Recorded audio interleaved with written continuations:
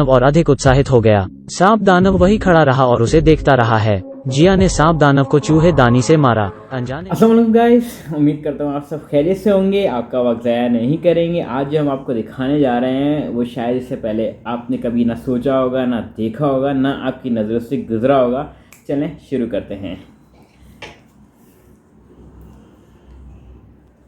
इस वीडियो को आप अपनी जिम्मेदारी पे देखें, हमारी कोई गारंटी नहीं है उसके बाद आपके दिमाग की क्या हालत होती है ये आप खुद मांगने लगी, लेकिन उसकी सास उसे जाने नहीं दे रही है। उसने कहा कि उसे खरीदा गया है। सास और ससुर ने मिलकर उसे उस कमरे में वापस धकेल दिया और वहाँ का दरवाजा भी बंद कर दिया। जिया हताश हो गई है और वो रो रो कर सो गई। जागने के बाद जिया चीखती चिल्लाती रही। जिया की चीख सुनकर सर्प दानव और अधिक उत्साहित हो गया। सांप दानव वही खड़ा रहा और उसे देखता रहा है। जिया ने सांप दानव को चूहे दानी से मारा। अनजाने में वो एक छोटे कमरे में घुस गई। उसे एक लोहे की छड़ मिली और उसने खिड़की खोलने की कोशिश की, लेकिन वहाँ से निकलना मुश्किल है। लेकिन सांप दानव अभी भी पीछा कर रहा है। जिया काफी मुश्किलों के बाद वहाँ से भाग गई और जाकर एक आदमी से टकरा गई। सांप अभी भी पीछा कर रहा है। सांप को देखकर भीड़ वहाँ से भाग गई।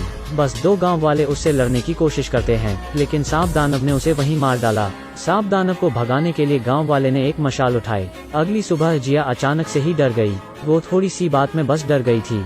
दूसरी तरफ उसकी सास एक डब्बा लेकर सांप दानव के पास गई। उसने उसके टूटे हुए दिल को दिलासा दिया, लेकिन सांप दानव 40 साल से अकेला है।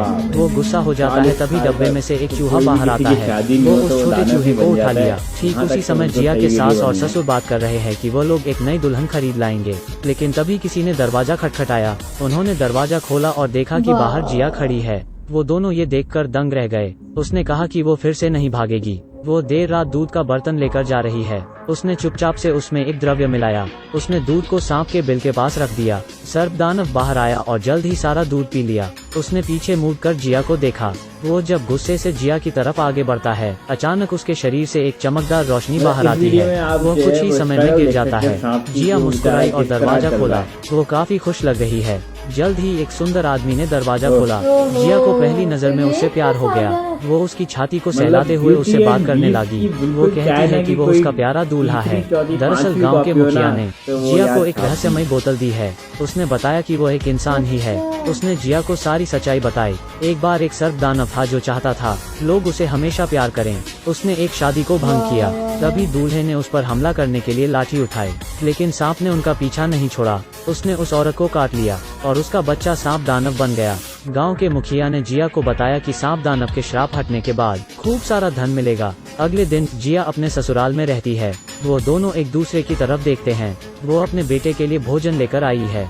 जिया डर जाती है और डब्बा लेकर कमरे में घुस जाती है और जैसे ही वो अंदर घुसती है, सर्प दानव उसको जकड़ लेता है। वो जानता था कि उसके साथ छल किया गया है। वो जिया को मारना चाहता है, लेकिन वो द्रव्य के असर के कारण बेहोश होकर गिर जाता है। जिया ने चुपचाप से सांप की खाल जला दी है। इसे सासू माँ ने भी देख लिया। उसने पिछली रात रखा दूध का पतीला भी देखा। उसे कुछ शक हुआ। वो सोचती है कि जिया ने उसके बेटे को मारने की कोशिश की होगी। वो फिर से उसके दूध के बर्तन में द्रव्य मिला देती है और सांप दानव वो दूध पी लेता है और सुंदर इंसान बन जाता है। दोनों ने अपने बेटे को कहीं ऐसे नहीं देखा है। उन दोनों को समझ ही नहीं कि आया कि वो उनका ही बेटा है। सास ने अपनी बहू को जमकर खरी खोटी सुनाई। वो कहती है कि वो नालायक बहू है। जिया उन्हें सच बताती है। यह सुनकर उन दोनों को यकीन नहीं हुआ। सांप आदमी वापस अपने रूप में आ जाता है और उसे गांव वालों ने पकड़ लिया है। गांव का मुखिया आया और उसने सांप दानव पर हमला किया। इससे दानव शांत हो गया। उसने ग्रामीणों को विदा किया। उसने उसके पिता को बताया कि आज पूर्णिमा की रात है। उसके पास एक उपाय है जिससे वो सर्प दानव को श्राप से पूरी तरह छुटकारा दिला सकता है। परिवार रात तक इंतजार करता है। जल्द ही चंद्रमा पूर्ण होने वाला है। उन्होंने नाक को नीचे रख दिया। मुखिया ने उसे एक रहस्यमय द्रव्य खिलाया। मंत्र की ध्वनि के साथ सर्प दानव जाग जाता है, लेकिन सर्प दानव जो अभी अभी उठा गुस्से की स्थिति में है, वो काफी भूखा है। उसे शांत नहीं कर सकते। सर्प दानव के शरीर में से अजीब सी रोशनी बाहर आती है। उसने जिया को काट लिया। सर्प दानव जमीन पर गिर गया और जिया बेहोश हो गई। उसके पति को श्राप से छुटकारा मिला, लेकिन सांप के काटने की वजह से जिया अब सांप दानव बन चुकी है। इसे कहते हैं डायरेक्टर का दिमाग और पार्ट 2। नाज़रीन, ये जो आपने देखा ये आप खुद ही देख के अंदाज़ा लगा सकते हैं क्या चीज़ थी। मतलब कोई बड़ी बात नहीं थी। किसी के घर जो है वो आप जाते हैं, किसी का बच्चा पैदा होता है तो या तो लड़का होता है या लड़की होता है। तो उन्होंने कोई इसमें टेंशन नहीं ली कि उनके घर सांप पैदा हो गया। उन्होंने कहा चलो अब सांप पैदा हो गया तो चलो सांप ही पाल लेते हैं। वो और फिर पैदा थोड़ी हुआ है, वो तो जो बना है है ना। वो नहीं ना, उन्होंने आपने वीडियो में देखा नहीं, उससे सांप पैदा हुआ इनके। जब जो है वो सांप ने बेगम को काट लिया, फिर जो है वो सांप पैदा हुआ, तो उनके लिए बड़ी नॉर्मल बात थी कि चलो भाई सांप को हमने पाला। फिर सांप को ऐसे नहीं पाला, 40 साल तक सांप को पाल के रखा, उसके लिए फिर लड़की खरीदते रहे और लड़की को भी किसी को कुछ नहीं बताया।